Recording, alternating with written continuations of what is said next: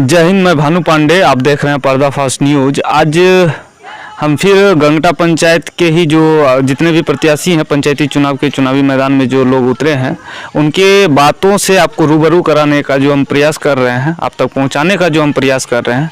तो आज हमारे साथ गंगटा पंचायत से एक प्रत्याशी हैं जो सरपंच के प्रत्याशी हैं।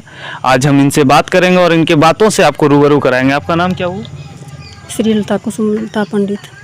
आप सरपंच पद के प्रत्याशी जी। आप पंचायती चुनाव में सरपंच पद के लिए नामांकन दाखिल करवाए हैं, तो किस चीज़ से प्रभावित हो कि आप सरपंच पद के लिए नामांकन दाखिल? इसलिए प्रभावित हुए क्या कि पंचायत में सही उचित फैसला नहीं होता है सरपंचों के द्वारा। आपस में लड़ाई होता है, झगड़ा होता है तो सरपंच भेज देता है थाना। हम इसलिए पंचायत में आए हैं कि ये फैसला पंचायत में हो जाए, ग्राम कचहरी में ही फैसला हो जाए, ये थाना का ओर नहीं जाए। यहाँ तो बहुत गरीब आदमी हैं जो यहाँ कमाने खाने वाला है। थाना जाते हैं तो थाना में घूस घास लेके अपना काम कर देते हैं। पंचायत के उचित फैसला नहीं हो पाते हैं। हम इसलिए खड़े हुए हैं कि हम पंचायत अपना ही ग्राम कचहरी में मैं फैसला करूँगी और उचित न्याय दिलाऊंगी। आप बता रहे हैं कि जो भी पंचायत कचहरी है उसमें आप उचित न्याय दिलाएंगे आम जनता को, जो भी मामला होगा। और न्याय सही ढंग से सही प्रकार से आपके पंचायत में नहीं हो पा रहा था, जिस वजह से आप पंचायती चुनाव मैदान में आप उतरे हैं। आपके साथ और भी यहाँ के जो ग्रामीण हैं उनका कैसा सपोर्ट मिल रहा है? तो बहुत अच्छा सपोर्ट है, बहुत अच्छा सपोर्ट है। मेरे तरफ पूरा ध्यान दिए हैं जनता लोग। गंगटा के पंचायत लोग इस बार बोल रहे हैं कि नहीं, हम जिताएंगे कुसुमलता ही देवी को।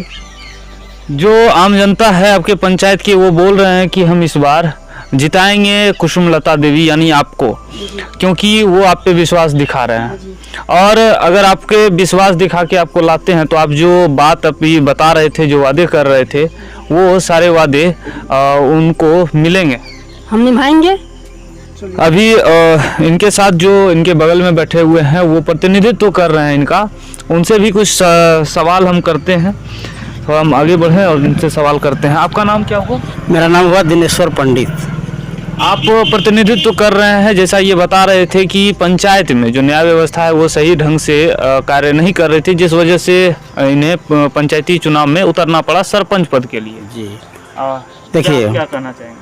पंचायत राज अधिनियम काफ़ी महत्वपूर्ण है और इस अधिनियम में सरकार का ये कोशिश है कि जो भी फैसला हो पंचायत स्तर से हो और लोगों को उचित न्याय मिल सके। चूँकि इसमें हमारे ही प्रतिनिधि बैठते हैं और हमारे प्रतिनिधि बैठते हैं तो न्याय भी उचित मिलेगा।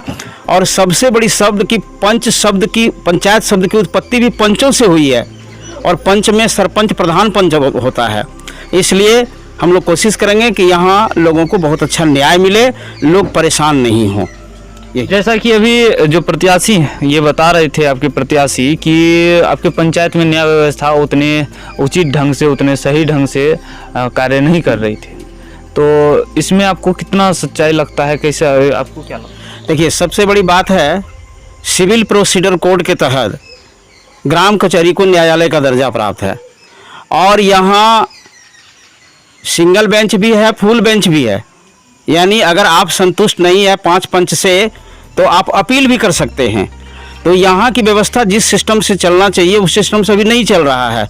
यहाँ है कि ग्राम कचहरी में बीच में पंच बैठे, बगल में ये बीच में सरपंच बैठे, बगल में पंच बैठे, न्याय मित्र बैठे, आपका सचिव बैठे। अगर ये सिस्टम में होगा तो लोगों का विश्वास जगेगा और 5 से 7 आदमी मिलकर जब फैसला करेंगे तो इसलिए उसमें गड़बड़ होने का कहीं कोई गुंजाइश नहीं है। आपको इतनी सारी व्यवस्थाएं के बारे में जानकारियां हैं, इसको लेके आप कुछ कहना चाहेंगे कि ये सारी जानकारियां आपको कैसे है? जी, हम MA किए, LLB किए, DLED किए, PG DYS किए और NCC में C सर्टिफिकेट का भी कोर्स किए। यानी खादी खाकी काला कोट पहनने का मौका मिला, मुखिया रहे, वकील रहे और हमने बहुत कुछ अनुभव किया यहाँ के लोग इतने सीधे हैं, इनको जरा भी कानून की जानकारी जैसे होना चाहिए एकदम अननोन है। जंगल पहाड़ में मेरा गांव 28 किलोमीटर का फैला ये पंचायत है, इसलिए हमको लगा कि इस पद पर आने के बाद हम लोग उचित न्याय दे सकेंगे। और भारतीय दंड विधान संहिता जो कानून की सबसे बड़ी किताब है, इसका नाम है मेजर एक्ट इसको कहते हैं, इसमें से 511 धारा से 40 धारा ये सरपंच को दिया हुआ है, ग्राम कचहरी को दिया हुआ है। इसके तहत हम बहुत अच्छा फैसला करवा सकते हैं अपने प्रतिनिधि सरपंच के द्वारा। आप बता रहे हैं कि आप जो पेशे से हैं आप एक एडवोकेट भी हैं शायद, जैसा आप बता रहे थे डिग्री के बारे में, और आप बोले कि मुखिया का भी सवाल उठाया आप कि आप मुखिया भी रह चुके हैं, इसी पंचायत से आप मुखिया रहे? जी हाँ, इस पंचायत से मुखिया रहे हैं और मुखिया में मेरा पूरा प्रयास रहा कि यहाँ की जो व्यवस्था है सबको उचित अधिकार मिले। और इसके लिए हम डीडीसी, डीएम सभी लोगों से एक ही बात कहे कि हम अति संवेदनशील क्षेत्र जंगल पहाड़ वाला जो 28 किलोमीटर का पंचायत है, आप सर इनको पहले देखिए। और हमने निवेदन किया था डीडीसी से कि सर यहाँ जिस घर में सुअर रहता है उस घर में हम भी रहते हैं। और एक बार में उन्होंने 1,44,00,000 का चेक काटा था गंगटा के नाम से, जिसमें सभी लोगों का इंदिरा आवास हुआ। सारे लोग खुश रहे, नया सड़क बना और सब लोग संतुष्ट हैं। और वो लोग ही कह रहे हैं कि इस बार ग्राम कचहरी भी अगर सुदृढ़ हो जाता है तो हम लोग के लिए बहुत अच्छा होगा। किस वर्ष आप यहाँ पे मुखिया के रूप में चुने गए थे?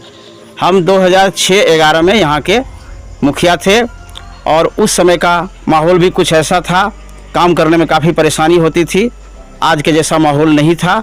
फिर भी मेरे तरफ से जितना हुआ हम बिल्कुल उचित अधिकार लोगों को मिल जाए, इसके लिए हम लगातार प्रयासरत रहे और लोग काफ़ी संतुष्ट भी हैं, आज भी संतुष्ट हैं। और ये बता रहे हैं कि ये जब मुखिया थे यहाँ से तो उस वक्त यहाँ की जो जनता थी उनको ये इतना संतुष्ट कर पाए। और ये जो परिस्थिति का बात कर रहे थे, जिस माहौल का बात कर रहे थे, जैसा कि हम तमाम कवरेज में आपको बताते हैं कि ये क्षेत्र काफ़ी नक्सली प्रभावित क्षेत्र रहा करता था और उस जो प्रभावित है नक्सलियों का उससे थोड़ा सा भी कम है।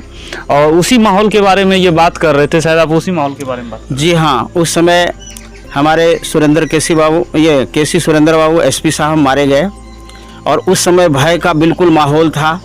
हमको भी काम करने में काफ़ी परेशानी होती थी, लेकिन जनता मेरे साथ थी। वो बोलते थे कि आप काम करते जाइए और अपने सुरक्षा का ख्याल रखिए। प्रशासन ने भी मेरी काफ़ी मदद की और मैं काम करता रहा और आज सब लोग संतुष्ट हैं और उनको लग रहा है कि एक बार अगर इस फैमिली को फिर मौका दिया जाए तो न्याय व्यवस्था भी बहुत अच्छा हो जाएगा। और अभी काफ़ी समर्थन मिल रहा है, हर गांव में हम लोग जा रहे हैं और सम्मान के साथ लोग घेर लेते हैं और कहते हैं कि सरपंच साहब अब तो मुखिया कहने के बाद आपको लगता है कि आपकी पत्नी को भी, चूँकि ये जो प्रतिनिधि हैं ये उप सरपंच रही हैं, उप सरपंच तक इस पंचायत में रही हैं मेरे ही कार्यकाल में, तो ये एक अवसर है और जनता का अच्छा समर्थन मिल रहा है। अगर समर्थन मिल जाता है तो काम हम लोग मिलके बहुत अच्छा ढंग से करेंगे। कानूनी मुद्दे पर जहां परेशानी होगी हम अपने भावी सरपंच को हम काफ़ी मदद करेंगे। चलिए, आपको बहुत सारी शुभकामनाएं हैं कि आप पंचायत से विजयी हों और जो भी न्याय व्यवस्थाएं हैं जो आपने कहा और जो प्रत्याशी यहाँ के बता रहे हैं उसका निर्वहन सही ढंग से करें। हम जो भी प्रत्याशी हैं उनके बातों को और वादों को, उनके जो भी वो वादे करते हैं उनसे आप सभी को रूबरू कराने का काम कर रहे हैं और आप तक पहुंचाने का काम कर रहे हैं। और भी जो प्रत्याशी होंगे और उनका भी हम स्टेटमेंट आपको दिखाएंगे। तब तक के लिए इतना है।